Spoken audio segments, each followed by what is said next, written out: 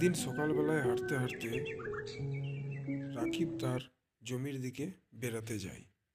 এ কি দেখছি আমি, জমিতে তো ভালোই ফসল চাষ হয়েছে। এবার বাজারে চড়া দামে বিক্রি করা যাবে। চলো এবার জমির চারপাশটা ঘুরে ফিরে দেখা যাক কীরকম কীরকম ফসল হয়েছে। কি রাকিব বাবু, কি করছে এখানে? এই তো রামুদা, ফসল দেখতে এসেছি। ফসল বেশ মোটামুটি ভালোই হয়েছে। তুমি যদি চাও এর থেকে বেশি ভালো ফসল ফলাতে পারবে। তুমি যদি চাও তোমাকে আমি একটা বুদ্ধি দিতে পারি এর চেয়ে বেশি ফসল ফলানোর জন্য। কি করে দাদা?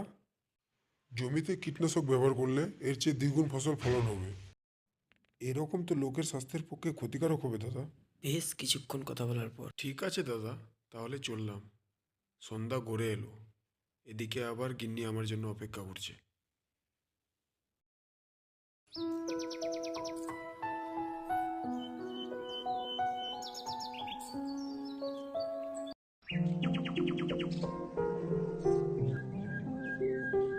কি গো গিন্নি, কি করছো তুমি?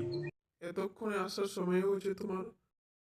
আমি কতক্ষণ থেকে তোমার জন্য অপেক্ষা করে রয়েছি। ওই তো আজকে রামুর সাথে জমিতে দেখা হয়ে গেছিল, তাই দুজন মিলে জমির কাছেই গল্প করছিলাম, তাই একটু আসতে দেরি হলো। রামুদা বলছিল জমিতে কীটনাশক ব্যবহার করলে নাকি তাহলে তাই এর চেয়ে করো, দ্বিগুণ আমাদের ফসল অভাবের উৎপন্ন হবে। সংসার, আমাদের তো দুটো টাকা পয়সা দরকার। গিন্নি, এ কি বলছো তুমি? এতে তো লোকের স্বাস্থ্যের পক্ষে ক্ষতিকারক। তোমাকে অত দেশ ভরে চিন্তা কে করতে বলেছে? আমি যা বলছি তুমি তাই করো, যাও গিয়ে বাজার থেকে কীটনাশক এনে জমিতে দাও। ঠিক আছে গিন্নি, যাই তাহলে বাজার থেকে কীটনাশক নিয়ে আসি, তারপরে আবার জমিতে দিতে হবে। হায় হায়, আমার এ কি সর্বনাশ হলো! লোভ করতে গিয়ে আমার জমির সব ফসল নষ্ট হয়ে গেল। হায় বিধাতা, এবার কি করব আমি? আমার সব শেষ। আমার সব শেষ হয়ে গেল। এরকম ভুল আমি আর কখনো করব না বিধাতা। এই জন্য সৎ পথে চলা দরকার। সৎ পথে চললে বিধাতাও আপনাদের সাথ দেবে।